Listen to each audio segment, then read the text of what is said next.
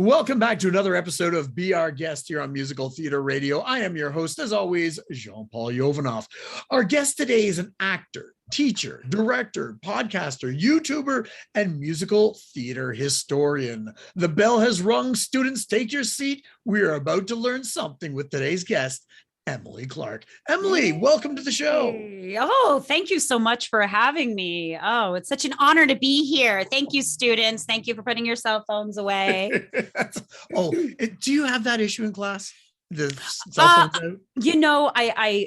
Yeah, everyone does, but I became I teach like musical theater and choir, and so all my students have to like drop their backpacks in the back of the room and then sit on the risers, and if they go through the effort of having their cell phones with them, like they get caught instantly. Yeah. They're so basically, think if they put their folder up in front that I can't catch them on their phones, but it's like, you don't usually hold your folder. Anyway, they're middle schoolers. So. Okay. You've been there. You've done that. You've figured that out. Awesome. Yeah. So before we get into everything else that we can talk about, I always like to get to know our guest. So I'd like to know the 30-second bio of Emily Clark. Who is Emily in 30 seconds? 30 seconds, huh? Okay, well, I think you captured it pretty well at the beginning. I'm very much a multi-hyphenate. I'm an LA-based person, so I've done a lot of theater out here. And yeah, I'm a YouTuber. Kind of started doing like kind of musical film like reviews, and now it's kind of segued to musical theater history because I've always had a passion for that. And yeah, I used to act. It's been a minute, but COVID happened and all projects got put aside. But yeah, I do all the things, a little bit of everything. Renaissance woman, I guess you would say. And that's what you have to be in theater, right? You have to be able to do a little bit of everything, because we just have to. It's true. And I love the history part. I'm really interested in talking to you about some of that stuff. Yeah. But let's take it back. Were you always into musical theater growing up, or was that something you discovered a little bit later in life? Oh, I've always been into it. My mom is she was the musician. My dad's the actor. And they met playing Hero and Philia in A Funny Thing Happened on the Way to the Forum. Like, I don't remember a time in my life when musicals kind of weren't a thing. I know that's not everyone is that lucky, I guess, but just because I'm from a family of artists, musicals were always there. And then my mom is also an educator. So, she founded this kind of summer musical theater program that kids in our school district could go to, and they didn't have to like pay. It was like a nice public school thing so that kids from anywhere could kind of learn that. And so that's kind of what I grew up doing too. So I wasn't just like being a little actor kid. I was also like, oh, I'm gonna direct and produce and teach also. So yeah, that was always very ever present. So you almost had no choice to get into musical theater and education. It's kind of like in your DNA almost. It's really like the family business. My brother plays Gerald the puppet on my web series Stealing Focus, and Gerald is something that we used in real life because it really is a family business. We all work kind of teaching kids, but also like doing theater too. So Gerald was just something we always used when like directing summer shows, and now he's like the mascot of my channel. So nice.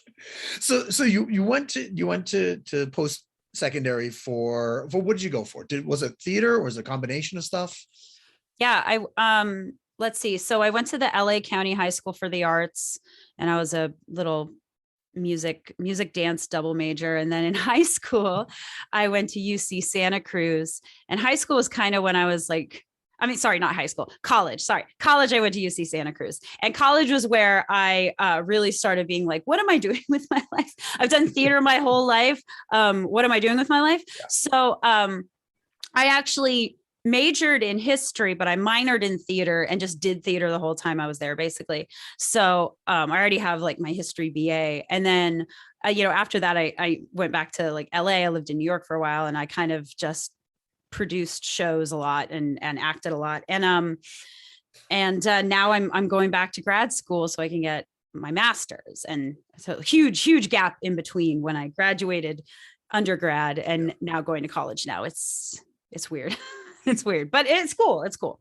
I'm always curious when you do a double major, theater and history. Theater, yes, I get it. But what type of history? What was the history?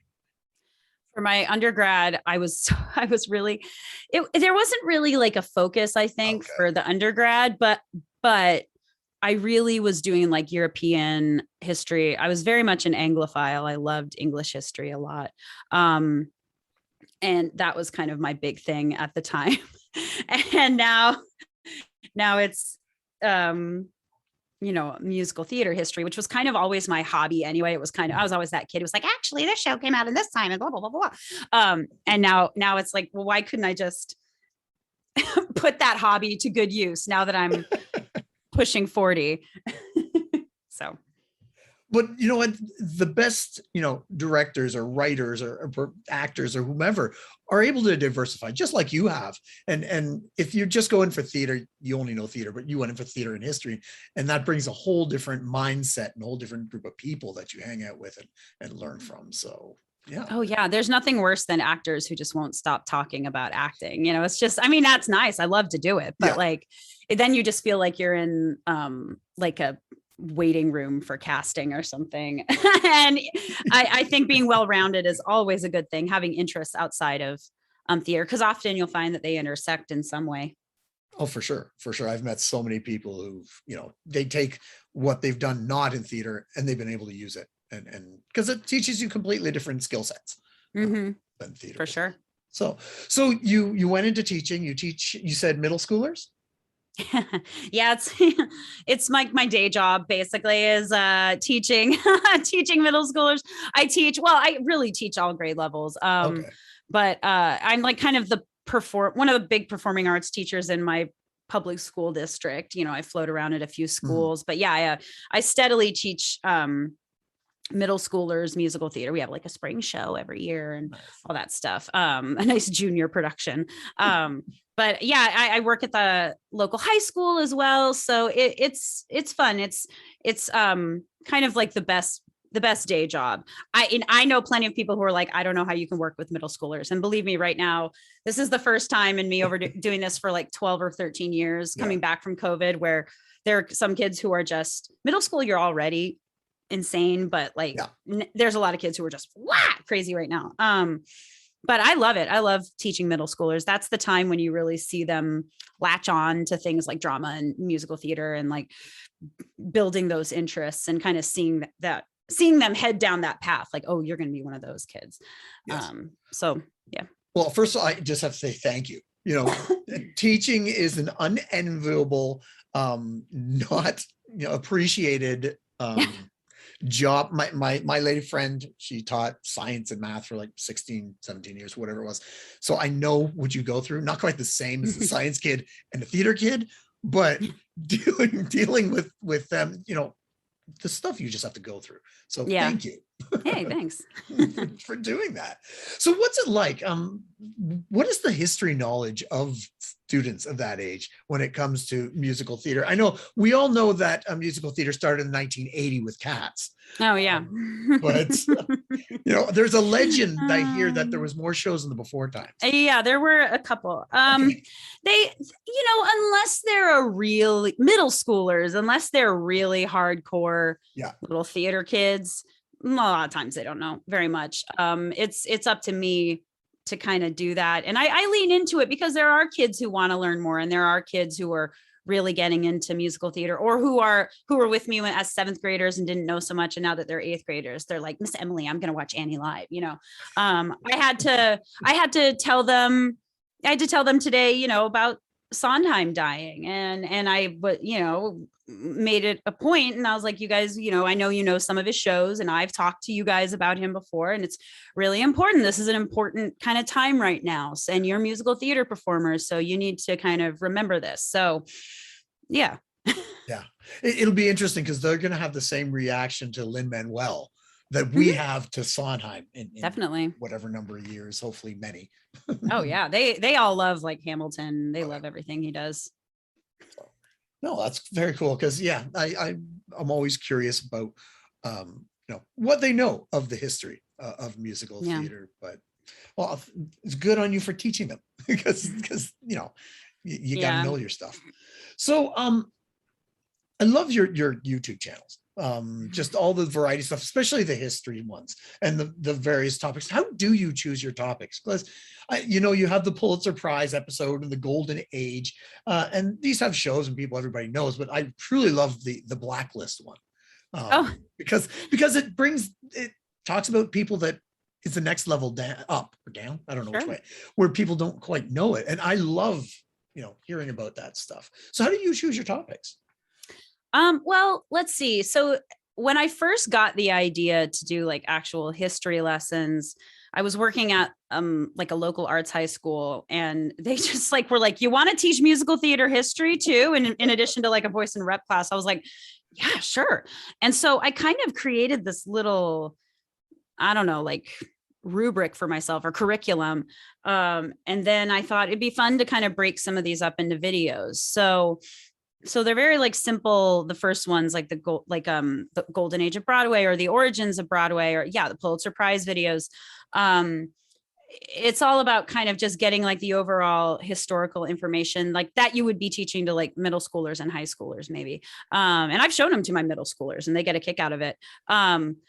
As for the Blacklist and the Blacklist I did specifically for a grad school project, and I probably wouldn't have done it if I didn't have grad school kind of forcing me. And the same with the 60s evolution of 60s musicals video. I wouldn't have, they take a lot more time because I'm actually like pulling a bunch of research and, not just relying on like some books that giving the timeline and stuff that I know, like actually pulling quotes and doing a lot of work.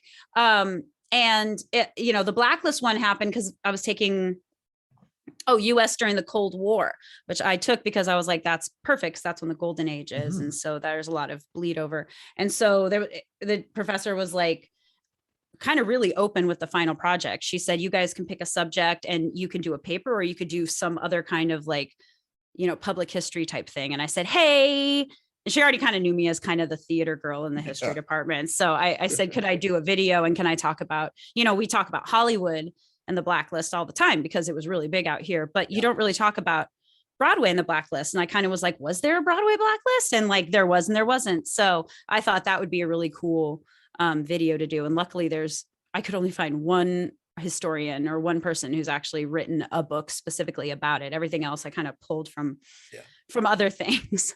But So going to grad school it's helpful because it's giving me the resources I need to be a better historian and do better research and make better videos, but also because they're so much more in depth, they take so much longer. Also, grad school just like takes a lot of my time. It's like, I can't edit right now. I have to write a paper on something else right now. So it's become a little bit like few and far between. But I like that phase that I'm moving into, and like bringing up Sondheim again. I always knew I would do a video on him, but I knew it would take a very long time because he's my favorite and I would want to do a huge, huge thing. And I probably will now, but that's why I haven't done one yet, people. It's going to take a long time. Stop pressuring her, people. All you listeners, let her get through grad school or whatever needs to be done. There were comments on like my Tick Tick Boom video right away. I was like, you guys, he just like it happened yesterday. So but watching the Blacklist one, everybody knows about the Hollywood. I didn't know about the Broadway side of that, and bringing up those names and the way they went about it. Why don't you tell the listeners a little bit about it, because it is very fascinating, because everybody, like you said, knows about the Hollywood side, but how they rebelled against being talked about. Well, Hollywood and the Broadway communities were just very different at the time, especially in how the major unions responded to the whole blacklisting thing. In LA and in Hollywood, SAG and they were kind of like, just don't be a communist. Whereas, Equity like in New York or any theater really, but it was mainly based in New York at the time. They were kind of like, what are you going to do to us? Like literally, what are you going to do to us? Yeah. And also there was a precedent set by these, there was a little theater movement going across the country in kind of the early 1900s.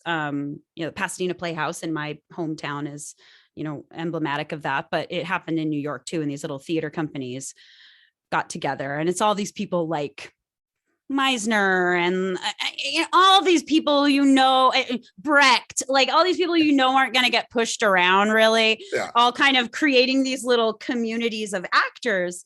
And a lot of them were just kind of doing serious theater. And also this is a pre-commercial Broadway and we're mostly talking about plays here. Musicals were kind of the mainstream, but they just didn't have there was nothing to scare them. Like they were like, I'm still going to get work if I was a member of the Communist Party. And so a lot of them treated it like a farce. And when they went in to like answer all the questions, they just like trolled them and answered gave crazy responses. And, it was great. Like they just didn't give a shit. And it's so very cool to hear that when I was listening to the video, just, they didn't give two shits, right? What are you going to do to us? No. And it was really fun because like, there's not really any video or audio footage, at least not that I could find. Maybe there is somewhere, but, so it was really fun to kind of reenact. Yes. Along with Gerald, like seeing little Gerald be, Pete Seeger with his little guitar is very cute. So it was a lot of fun. Yeah. That's too funny. So let's talk about Gerald. Your co-host for your videos. How did the two of you meet? What's the backstory? Well, so my brother, let's see. God, it had to be like 10 years ago at this point. He was dating a puppeteer girl. And she got a puppet from this puppet maker named John Little. And Cody got one at the time too. And then Gerald became that puppet. And then we just recommissioned a new one. He got a new Gerald. So it's like Gerald 2.0. So he is my brother's roommate. But Gerald's obviously a bit younger than me. So he's who I go to teach musical theater lessons sometimes. Sometimes he comes with us to shows, like when we went to the Pasadena Playhouse Little Shop of Horrors, he came with us. There's this usher lady who became obsessed with him. It was so fun. Because we did that because one of our friends was a puppeteer in the show, so we got to go backstage. So symmetry, branding symmetry. Yeah, but Gerald's great. He also my brother does the Renaissance Fair, which is finally coming back after 2 years. And Gerald sometimes shows up at the Renaissance Fair. He's just very popular with kids. It's really great because it's that Avenue Q thing where he's always just holding him and you see him and everyone just accepts it. Kids will just talk right to Gerald. It's great. That is hilarious. Did you think about having Gerald as a co-host right from the beginning, or is that something that? Yeah. I was like, I could just teach you, like that could be the thing. Cause he could be my foil. And then I could just, give you little lessons, or you can review stuff with us. I think that was originally like, he was supposed to be our roommate and he would be like, I just saw this movie, or I just saw Newsies. Is Newsies good? And then, we'd go into a big review of it or something. I'd love to go back to you're going to school for grad school, correct? And what are you getting something in? I'm not even sure what you get. Yeah. So it's so funny because like I spent years going, there has to be somewhere where there's a musical theater history major or master's. And I looked and I couldn't find, I think the only one I know of is like in New York. And like, I live out here. Yeah. So it became a thing. And this was just coincidentally right before like the pandemic hit, I got accepted. I just kind of, more I researched, I was like, wait a second, history, anyone can major in any field of history. You could be the most niche of historians and you're still a historian. So so I was like, why don't I just apply to like a school, and then a school that maybe has like a musical theater or a good theater department that I can hopefully tap into from my skill set. And so I chose Cal State Fullerton, which is the only Cal State that has a BFA program in musical theater. And it has just a good history program. And so I pitched myself as such. I said, hey, I want to do musical theater history. And they took me. So that's kind of, with grad school classes, a lot of times, sometimes there's like a subject, but then sometimes it's like, it's American history. Pick a thing in American history you want to talk about. And that's how I ended up with the evolution of 60s musicals. I just was like, I want to talk about an era of Broadway history. And then there's plenty of primary sources. So like it worked out great. So so we're going to see how far I can go with this master's with that. And then we'll see how burnt out I am. Yeah. And then we'll see where I can go from there. How do the people marking it like decide? Like I've never understood that with the masters or whatever, because the people who are granting you the master's degree, I'm not even sure how it works, can't know everything about everything. So when you come to them with 60s, musical theater, how does that work? Well, I think so for, again, using the 60s musical as an example, it was more about teaching the students how to do a research paper. Okay. So if we were doing our jobs right and pulling the right resources and whatnot, and, you work with partners and you read each other's stuff and you ask questions and they give you questions that you hadn't thought of. Because there was stuff that to my musical theater entrenched brain that are standard and commonplace. And I'd work with a partner and they'd go, what does this mean? Maybe you should expand on that a little bit. And I'm like, I absolutely should expand on that. Not everyone just knows what vaudeville is, Yeah. So that was very, very helpful. It puts the onus on you to be the historian and prove your point. You have a research question and then you prove it. So mine was like, how did 60s musicals set the stage for what came after? So yeah. And then there's some fun nuances. Like I'm taking a class on jazz cultural history right now, which I kind of didn't intend. I just kind of signed up for US cultural history. And I was like, well, whatever it is, it's going to be something I can use. And it's actually working out great because there's so much cross pollination between jazz and musical theater, the two quintessential American art forms in the early 20th century. And I just asked my professor, can I write about how they kind of intersect in like in the 10s and 20s when they were both becoming big. And he was like, that's great. And also like jazz musicians back then, they would all cover Tin Pan Alley songs, and jazz art composers wrote Broadway musicals. So there's things like that I didn't even think of that are just filling these gaps in my information. Because I read every Sondheim biography there's ever was. I already know pretty much everything there is to know about him, but or Rodgers and Hammerstein, I'm obsessed with them. Like I know a lot about their history, but having these little other pieces to fill in helps out a lot.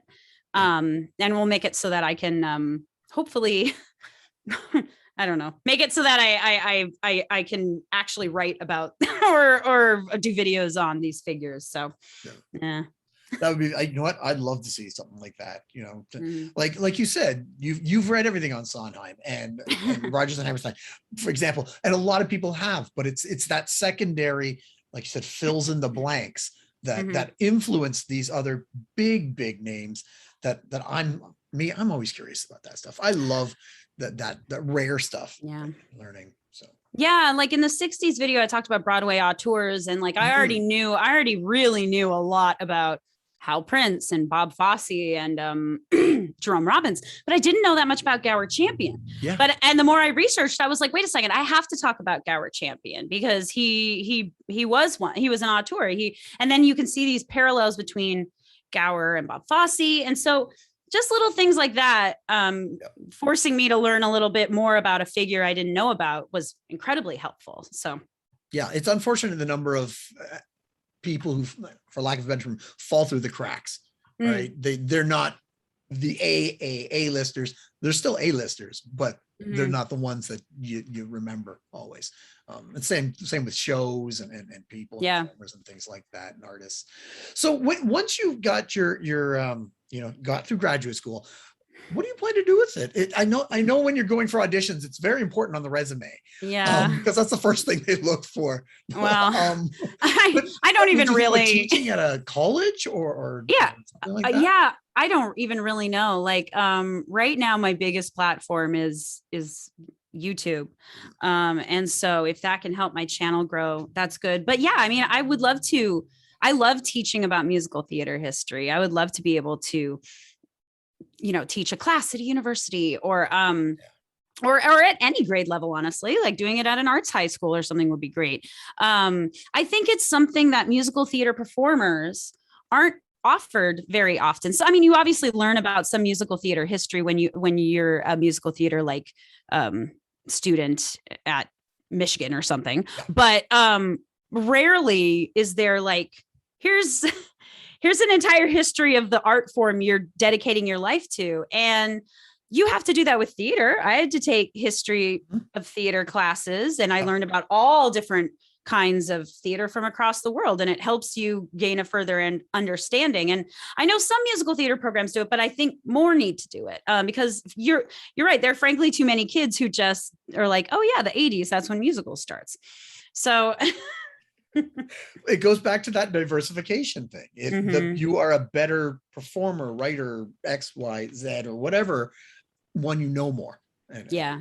So, yeah, I love that. In my school, I went to Sheridan College for a musical theater performance, and yeah, we got that stuff, and it makes such a difference when you know your past. Yeah. So tell us, do you have anything going on right now outside of the teaching and the graduate school and stuff like that? Like, how do people find out about your YouTube channel, and do you have any podcasts and things like that? Oh, sure. Oh, I got so much stuff. Yeah. So my channel is called Stealing Focus. And let's see. I feel like this month we're entering December. December, I feel like is going to be a lot of Real Thoughts vlogs, because there's so many things coming. Like Annie Live is in a couple days. I can't not do that. And then like West Side Story is coming out, which again ties into this whole history thing. And I know that musical inside and out. I can't wait to kind of compare it with this new iteration. So I feel like there's going to be a lot of like off the cuff videos, while I probably spend my winter break not resting and picking some new video to make. But yeah, Stealing Focus on YouTube. And then, yeah, I've done some podcasts. My big one is the Dear Friends podcast. And I do that with my two musical theater YouTuber buddies, Jess McAnally of Musicals with Cheese and Christy Esterly of Musical Hell. And it's really fun. It's a write-in advice podcast for the musical minded. So you write in, we answer your question, we give you advice, and then we each pick a song, usually a musical theater song that ties into the question. And then we put it all on like a Spotify playlist. So then you have like a playlist for your problems. Yeah. But those are the big ones right now. It's like we're creeping into December, just trying to get like students' winter show done and like write this last paper for grad school before break. So, but yeah, I think there will be some like kind of fun, kind of like bitchy review videos coming out. I'm excited for Annie Live. My husband and I did Annie of 2018, and I was Miss Hannigan and he played Rooster. And that was so much fun. So much I fun. played Daddy Warbucks at some point. So yeah. Well, yeah. Everybody. Well, not that. Yeah, not. Yeah, yeah. At that point, it was true too. Yes, it's radio. They can't see my baldness. They can't. They don't know nothing. I have a full Fabio head of hair. What are you talking about? Yeah, yeah. Well, that's it. Thank you so much for coming on and talking to us, because I love, like I said, I love learning about the history, and I'm going to definitely keep up with the channel and Thank you. watching those things, because there's so much fun. I may not watch any of the review things because I haven't seen any of them. So I don't watch the movies first and then do that. Yeah, yeah. Like you have those Schmigadoon things. I don't have Apple. So until I don't know when, if I will ever Yeah. see it. Well, Things we did a Tick Tick Boom video, and that's like, I mean, come on. I remember I saw that in the theater, and as soon as it was over, I was like, well, that's gonna be a long video because I have to point out every single reference and explain everything. Happily, happily. Theater kid paradise. I'll get to that at some point. There's just so many things to watch. There's so many things. People ask me all the time. I haven't seen so many other musicals that have come out this year. There's been a lot. Yeah, I know. And then they get mad at you, like, why haven't you seen it yet? Why haven't you done a review on it yet? I'm like, I have a job. Exactly. And sometimes I feel too old. Sometimes I'm like, I'm glad this exists for you, but like I'm too old for the prom. Like, it's fine. Yeah. Um, Again, thank you so much for coming on and talking to us today. Of course. People are going to definitely check out the YouTube channel. But before we go, I always ask 3 questions of my guests. Ooh. Now, there's no right or wrong answers, but people may judge you. So bring it on, baby. Yeah, we'll see. We'll see. You should be okay. I haven't had Okay. anybody collapse under the pressure yet. Okay. So we're all good. Okay. So question number 1. This is the lob ball, the toss up. What creator or team within musical theater has had a great influence on you? It could be a composer, lyricist, director, producer, actor, even a stage manager. It could be somebody famous or not famous, like a teacher.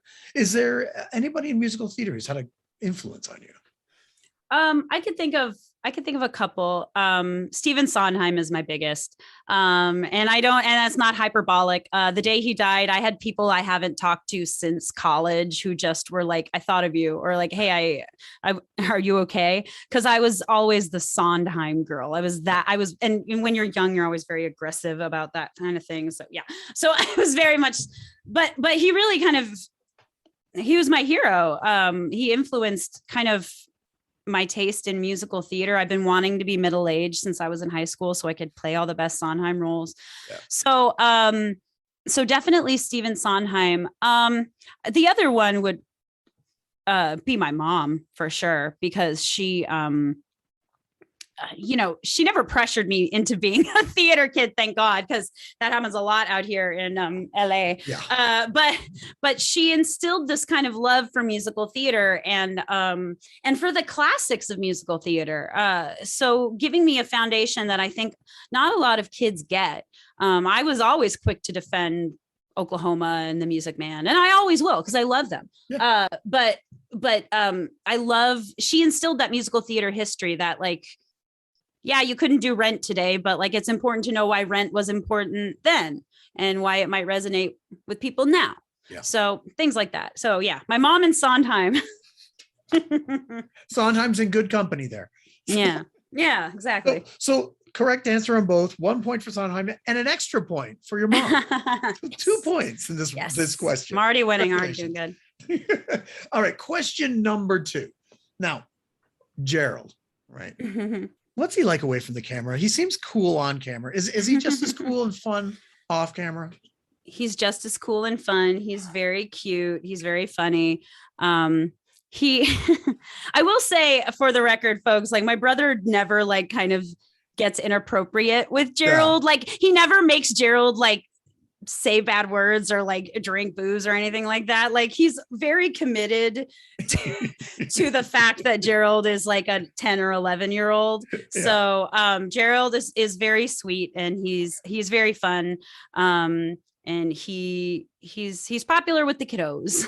Nice. And side question, is your brother as sweet as Gerald, or is come on, give the dirt? He might not be listening. So no, my brother's great. I mean, okay. we're like 18 months apart in age. Oh, okay. We might as well be twins. He's like one of my best friends. So I'm not going to talk bad about my brother, folks. Sorry. I tried to get the dirt on this channel. I know. Oh, well, correct answer. So another point. So this is the one people may judge you on. This is important. Okay. Mm-hmm. Food in the theater or cell phones in the theater? Which is worse? Well, I feel like I have to deal with people with cell phones more than I've ever had to deal with people with food. Unless it's like, I don't know. I'm a fan of like how the West End will let you like take all your food and drinks into the theater. Cause honestly, I'm like, I want to be if I wasn't drinking huge amounts of beer during Bat Out of Hell, I would not have been having a good time. That was a dumb show. But cell phones drive me the most crazy because they drive me crazy as an audience member because you see the light in your peripheral vision and then it becomes about that light in your peripheral vision. And then the thing I always tell my students, and I always say, I don't care what any of the other kids are doing in the audience, you're not going to take your cell phones out. Because it's devastating as an actor on a stage, especially if you're doing like a black box show or something small. And then all of a sudden you see the glow of an iPhone light illuminated on like the face of an audience member. And then it's like, okay, well, they're bored. And then it becomes like, and then you're distracted by that. Yes, I think cell phones make me more angry just because they're so distracting to everyone. True. I would have accepted also both are terrible. So 1 point for that and a bonus 1 point for telling the students never to take it out. You are building the future. So 5 points. I tell them, I'm like, the people on stage they know what you're doing. Like they see you, they're judging you. And that's all they care about. So 5 out of 3 points. I think that might be literally the highest score we've ever had. Woo! 5 out of 3. No prizes. I got nothing. Okay. But bragging rights. Exactly. You can just go on Twitter. Yeah, I got that. 5 points, baby. People know what you're talking about. So, Emily, thank you so much for taking time out of your busy schedule to talk to us today. Of course. It was a lot of fun. Awesome. All right. We were just speaking with Emily Clark, who does everything. A little bit of YouTubing, a little bit of podcasting, a lot of teaching, and going for her graduate degree. So tune in next week as we speak with another guest or guests about their life, love, and passion that is musical theater. I am your host, Jean-Paul Jovanoff, and until next time, I'll see you when I see you.